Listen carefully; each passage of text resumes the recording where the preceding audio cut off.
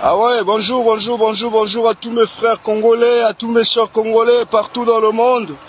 C'est votre frère, le soldat congolais, Ghislain Ngani, toujours, encore une fois. On est là toujours pour dénoncer tous ces gens qui ont opprimé toute la société congolaise. Moi, je suis témoin de beaucoup de choses, vous voyez. Un ancien enfant soldat, aujourd'hui, j'ai grandi, Dieu merci. Eh ben voilà, après l'âge de 16 ans jusqu'à aujourd'hui, j'ai 47 ans bientôt, dans peut-être 2 semaines. Alors, faites l'addition. 25 ans de souffrance, 25 ans d'emprise, multiplié avec quoi? Avec des prises de drogue, tous ces trucs de merde, pour maintenir nos cerveaux, que ça ne soit pas développé. Ils voulaient nous maintenir sous bas. J'ai perdu beaucoup de frères, beaucoup d'amis qui sont morts. Cela a commencé par des émeutes, nous. On a fait première barricade, deuxième barricade à Brazzaville. On a fait un État dans un État.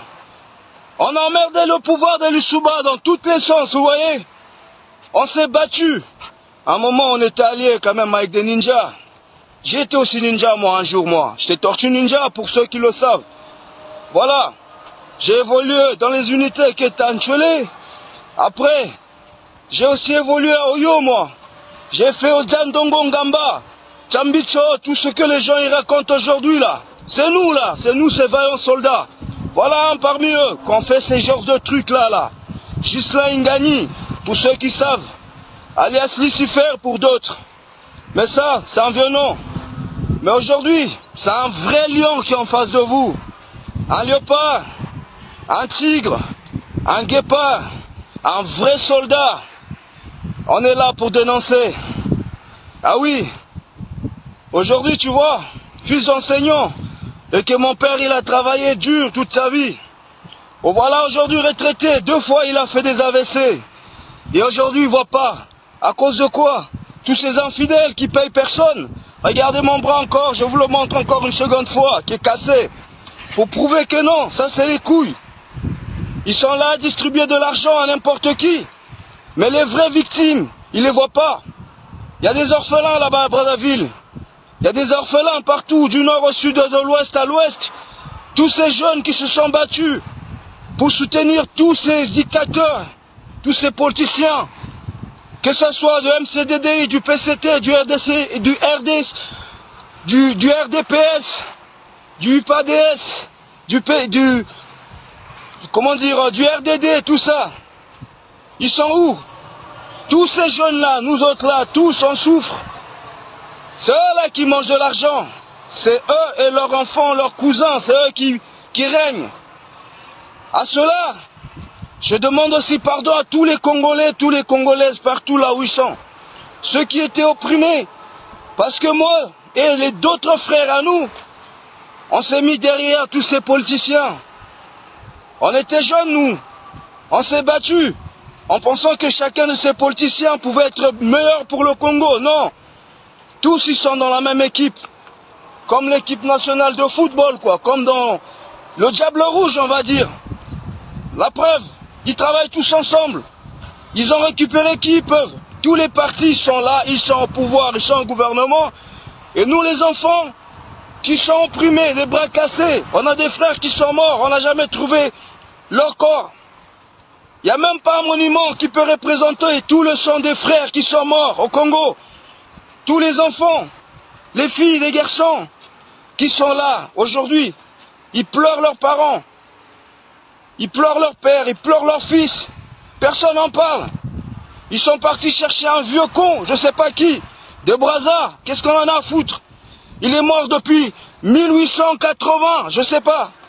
Pour faire quoi? Mais il y a des enfants de ce pays-là qui sont morts. Eh bien nous, les rescapés, leurs frères comme moi là, soldats congolais, je le témoigne. On ne laissera pas passer cette histoire.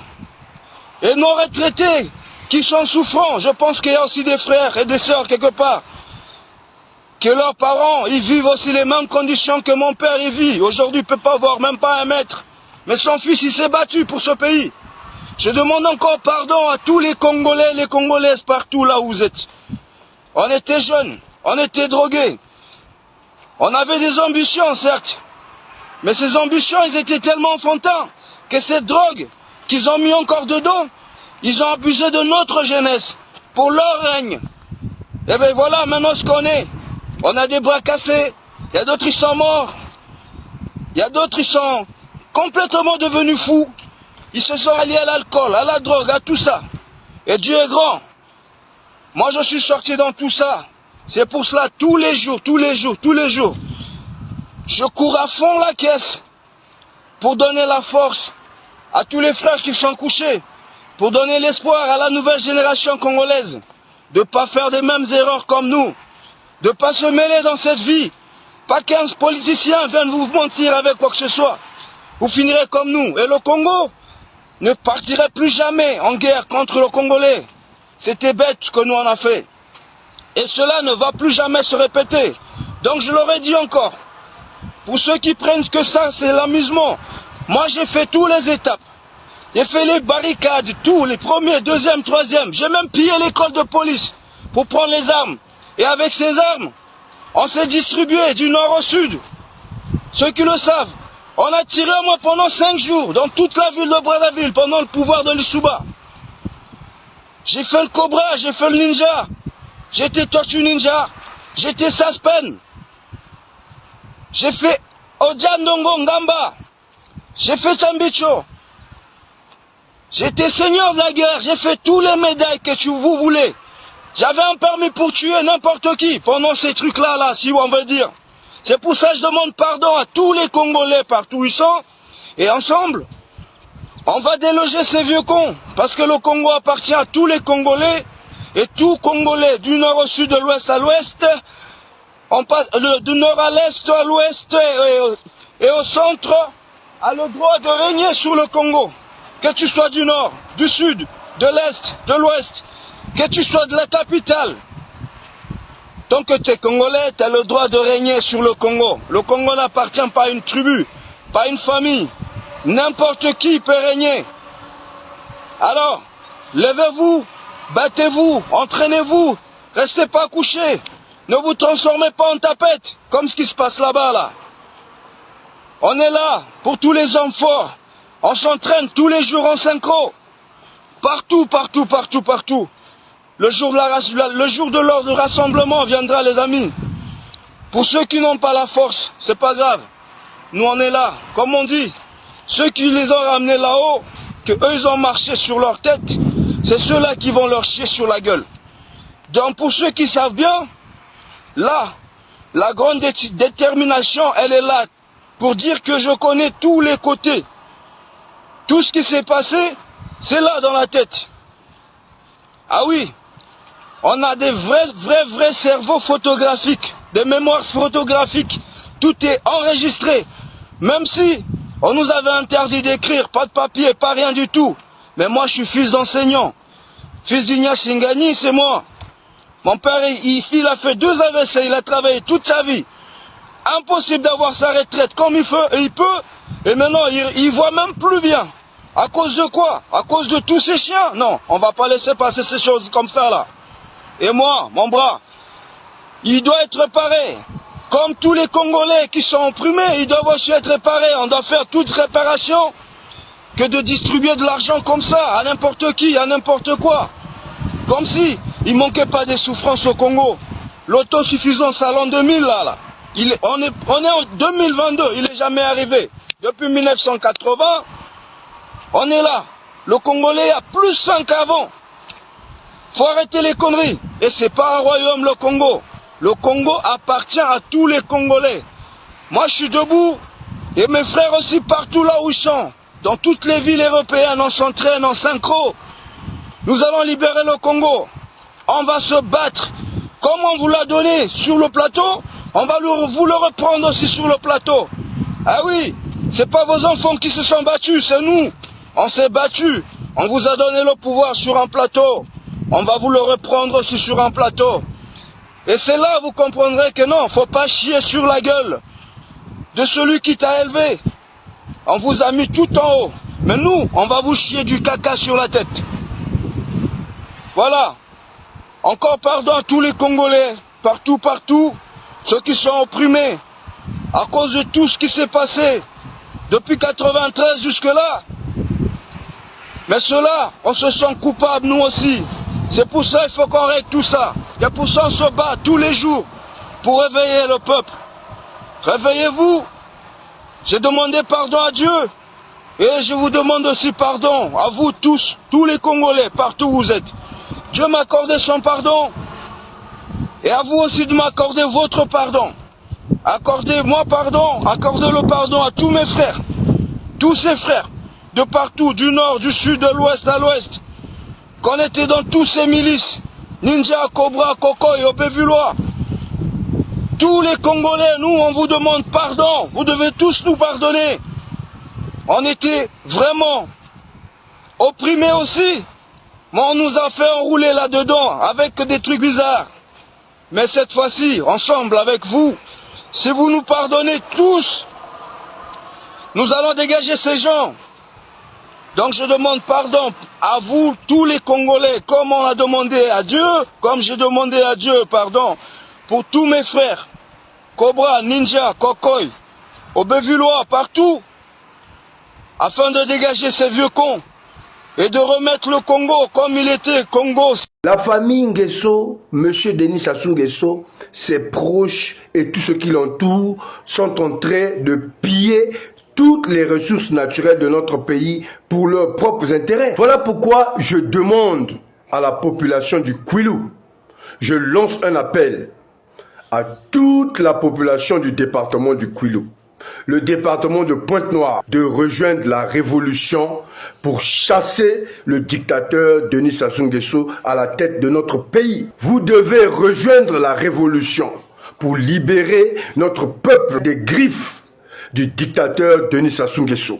Mes chers compatriotes du département de Pointe-Noire et du département du Kwilu, vous ne devez pas avoir peur, n'ayez pas peur de ce dictateur. Monsieur Denis Sassou Nguesso est en train de détruire notre département. Nous devons nous lever comme un seul peuple afin d'affronter son régime dictatorial et chasser ce monsieur à la tête de notre pays. Denis Sassou Nguesso est en train de détruire le département du Kwilu. Il prend toutes les richesses, même les propriétaires, les autochtones, les originaires du département du Kwilu ne gagnent rien des richesses de notre propre département. Comment pouvez-vous imaginer que le département du Kwilu, le département de Pointe-Noire, qui fournit plus de 50% du produit intérieur brut de l'économie nationale de notre pays, le département le plus riche de la République du Congo, se retrouve aujourd'hui parmi les départements les plus pauvres? On retrouve les populations les plus pauvres de notre pays. Regardez ce qui se passe dans le parc national de Konkwati. Monsieur Denis Sassou Nguesso est en train de vendre des permis d'exploitation. Ce sont ses propres puits pétroliers. C'est pour lui le pétrole qu'on exploite là-bas. Il exploite du pétrole, on tire du pétrole et il vend ce pétrole-là, il prend de l'argent, il met dans ses propres comptes bancaires. Nous sommes en train d'assister à un pillage systématique du département du Kwilu et de Pointe-Noire par la famille Nguesso, par M. Denis Sassou Nguesso, ses enfants, les membres de sa famille, ses proches, au détriment des habitants des départements de Pointe-Noire et du Kwilu, qui ne bénéficient rien des ressources naturelles de nos propres départements. Voilà pourquoi je lance un appel à la révolution dans le département du Kwilu et de Pointe-Noire. Il faut que les originaires du département du Kwilu, du département de Pointe-Noire puissent se lever comme des vrais Congolais, comme des vrais patriotes, afin de dire non au pillage systématique des richesses de notre département. Mes chers compatriotes, je vous demande de rejoindre la révolution afin de mettre fin à ce régime de voleurs, à ce régime de criminels qui continue d'assassiner, d'appauvrir les populations de notre pays depuis plus de 40 ans. Sommet Afrique-Russie, qui s'était tenu en Russie. Qu'est-ce que Sassou, l'idiot Sassou, l'incompétent, le troubadour, le vindibou, le moins que rien, le sauvage habillé, Sassou Nguesso va faire? Sassou, en Russie, va demander que le président du Burkina Faso, le président du Mali, puisse aller le voir. Sassou avait demandé en audience le président du Burkina Faso et le président du Mali qui puissent se rencontrer le président du Burkina Faso et le président du Mali avaient refusé de rencontrer Sassou Nguesso. Ce que je suis en train de vous dire, c'est la vérité. Sassou avait voulu, cette fameuse rencontre-là, rencontrer le président burkinabé, donc le président Traoré, et avec le président malien. Les deux avaient refusé de rencontrer Sassou Nguesso. Félicitations à eux, bravo à eux. En tout cas, nous disons non à ces comportements que le ministre des Finances veut nous imposer. Le ministre des Finances est locataire dans ce bâtiment. Nous sommes les agents. Il a été nommé, il sera là pour un moment. Il ne peut pas venir bafouer les intérêts, les droits des agents qui sont là, des droits qui sont institués depuis que la DGB existe, depuis que le Congo est indépendant.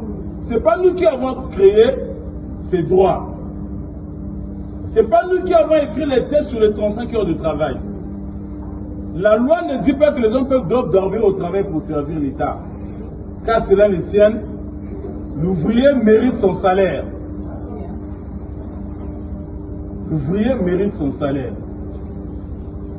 Nous avons mené des échanges pour obtenir de manière pacifique le paiement de la loi de règlement ou le compte administratif.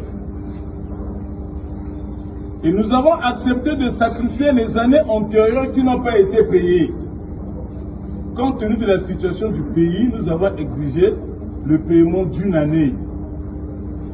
Après des échanges avec le directeur de cabinet du ministre du Budget, qui représentait son ministre, en présence du DGB, en présence d'un officier de l'ordre public, en présence du syndicat représentant les agents, là encore nous avons fait concession qui nous soit payé ne fût-ce que la moitié de ce que nous réclamons. C'est ce qui a été décidé. Malheureusement, à ce jour, nous constatons que ce n'était qu'un jeu de ping-pong que notre hiérarchie veut jouer avec les agents. Ils n'ont pas respecté leur engagement. Ils n'ont pas respecté les accords. Il faudrait signaler que lorsqu'il y a, peu importe la crise, un père de famille ne peut pas marginaliser sa maison pour privilégier l'extérieur. Les deux ministres du budget devaient mettre l'accent, lors des programmations et des paiements, mettre l'accent sur les agents du budget. Je réitère, c'est la DGB qui fait fonctionner le Congo. Si nous cessons de travailler, aucun autre ministère ne peut fonctionner. Que ce soit l'enseignement ou la santé, c'est nous qui traitons les dossiers des critiques ici. Même l'armée, merci. Même la défense, que ce soit les ambassades à l'extérieur, les services extérieurs du pays, la coopération, c'est la direction générale du budget qui travaille. Nous n'avions que des papiers ici, nous n'avons pas de menus recettes ici pour chercher à profiter de ça. Donc nous disons non à ces comportements de marginalisation. Donc, si les deux ministres n'ont pas voulu jusqu'à ce jour faire un geste, aujourd'hui nous sommes tous réunis en assemblée générale pour décider de l'entrée en grève généralisée à compter de ce lundi. Ouais. Vous êtes d'accord avec le syndicat?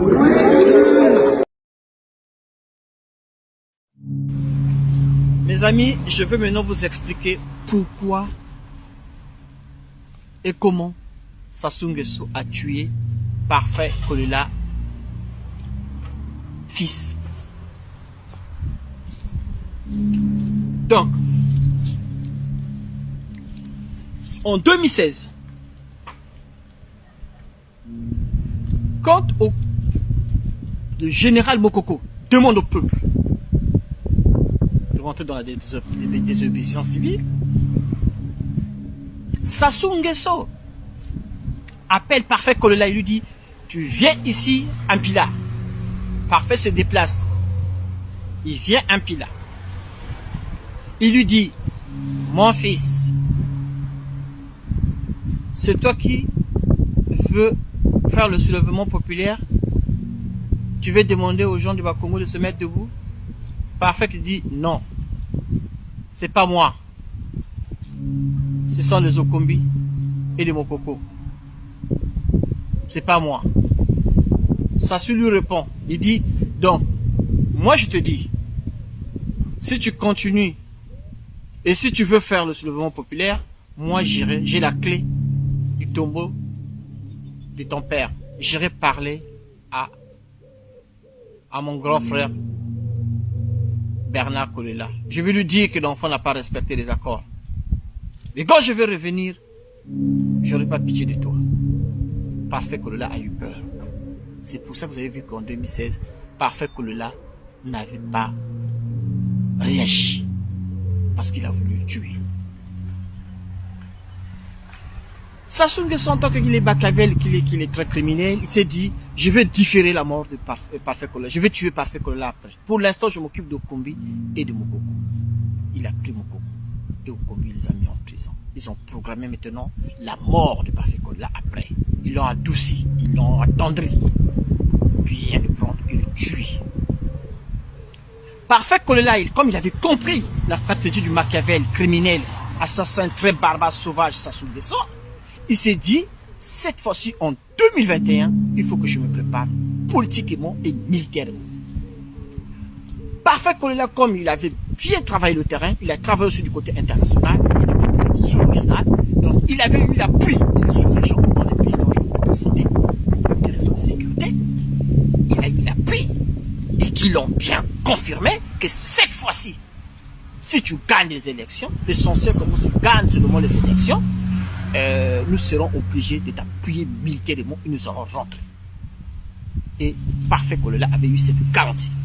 Sassou était informé qu'en 2021, Parfait Kolela passait président de la République. Parce que tous les sondages lui donnaient vainqueur, et puis il avait l'appui des pays de la sous-région. Qu'est-ce qu'il fait?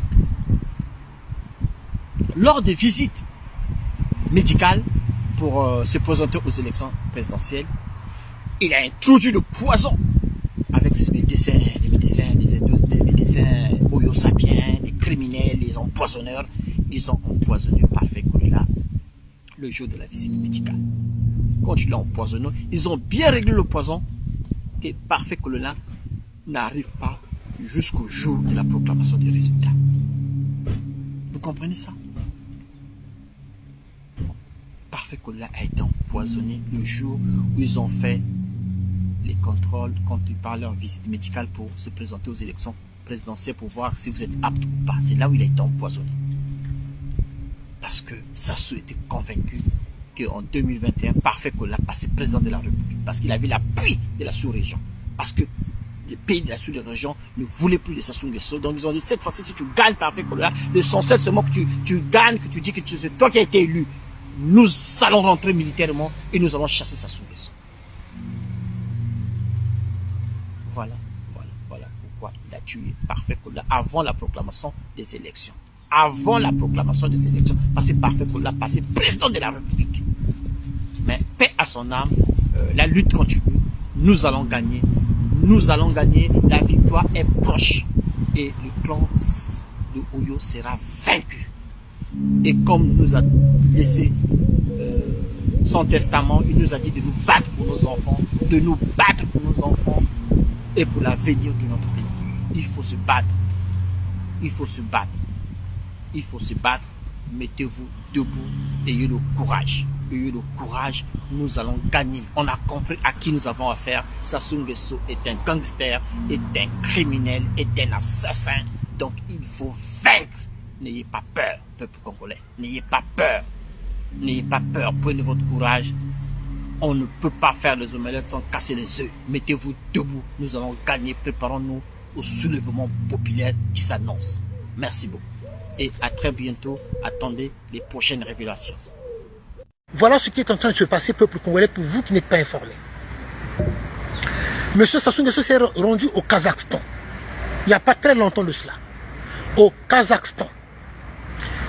Le pétrole congolais est vendu du côté du Kazakhstan par Sassou Nguesso, étant comme propriétaire de ce pétrole-là. Et non au nom du peuple congolais. Je dis bien Kazakhstan.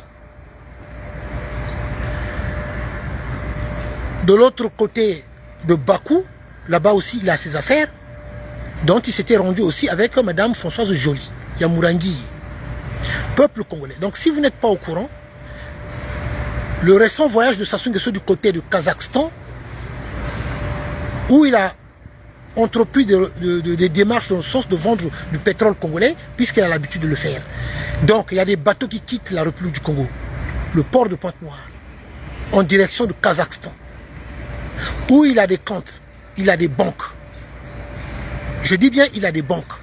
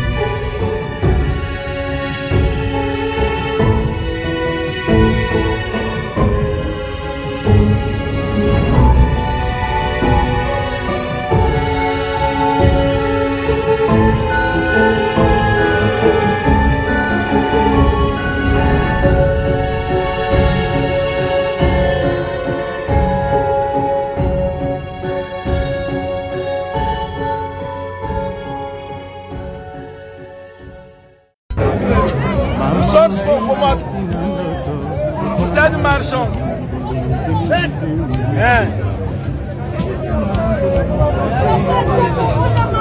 Marino. Marine qui ça?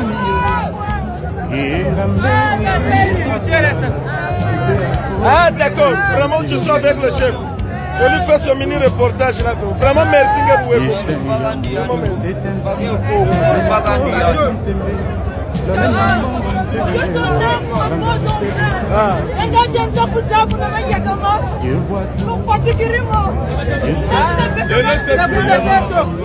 Votre sonza mon chef, sonza.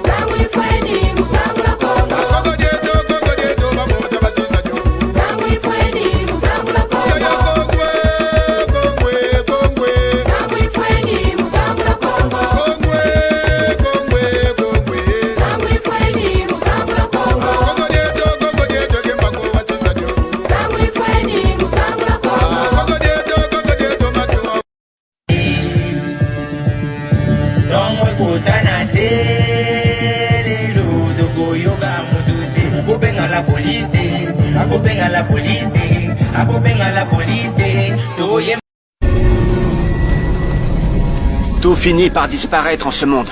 Même nos corps ne nous appartiennent pas tout à fait. Enveloppe éphémère. Lorsque nous trouverons la mort, notre corps retournera à la terre. Nous ne ferons finalement que rendre cette enveloppe corporelle qui nous a été prêtée.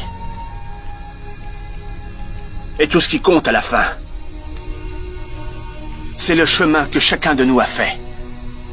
C'est la panique au palais de l'Élysée. Un président africain qui a rejeté récemment l'invitation d'Emmanuel Macron vient de se rendre à Moscou pour rencontrer le président russe Vladimir Poutine. Il s'agit du président congolais Denis Sassou Nguesso. Dans le contexte géopolitique tendu marqué par le rejet de la politique française en Afrique, les autorités françaises ne supportent pas de voir les présidents africains à Moscou.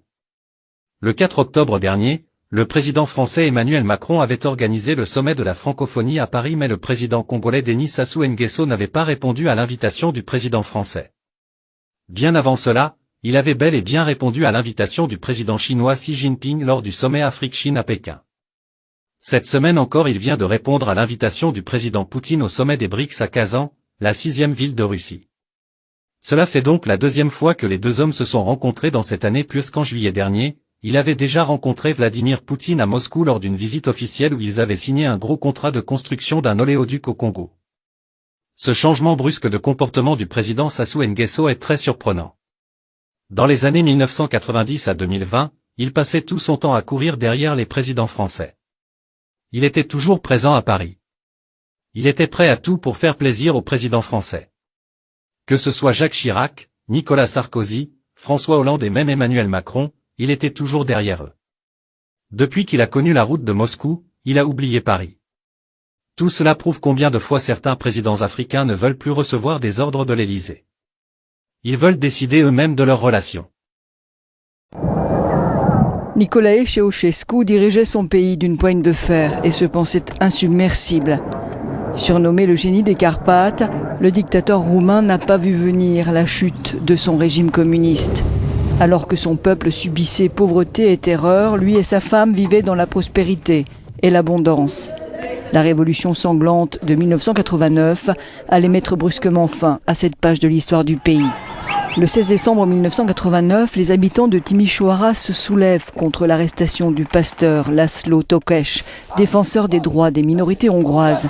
Le 21, une manifestation d'ouvriers conspue le régime dictatorial devant le siège du Parti communiste, à Bucarest. La vague révolutionnaire qui déferle sur le pays ne va pas tarder à prendre en étau les époux Ceausescu.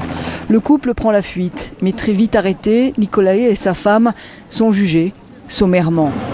Jusqu'au bout, le tyran accusera ses juges d'être des traîtres et ne montrera aucun signe de faiblesse.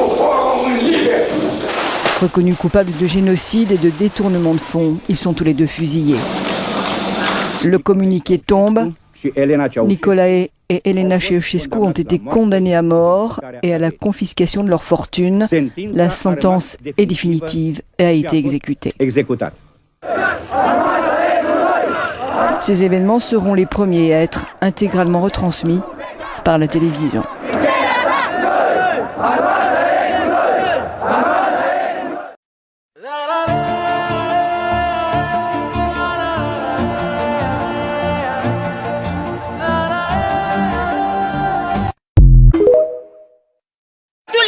On ramasse l'argent du balayage. Regardez comment est le marché, toute sale, c'est dégueulasse. Son déplacement où la Cisefrain marche sur l'océan Atlantique de Pointe-Noire me rapporte à un vieux prêtre lassiste. Donc il piétine l'océan pour se rendre en Inde où il y avait plus de 30 spiritistes, plus de 30 prêtres venus du monde entier. En effet, il était parti en Inde pour capturer un serpent qui faisait rage à l'époque, un serpent à plusieurs têtes appelé sirène, car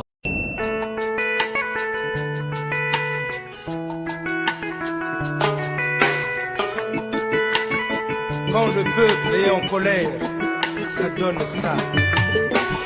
Chirikeno chino, chirikeno chino, chirikeno chino, chirikeno chino. Yokoboya kotala, bapasi kotala bapasi ya bapeuple yoko boya kotala ce que voit le peuple Keba Chirikeno chino Chirikeno chino Chirikeno chino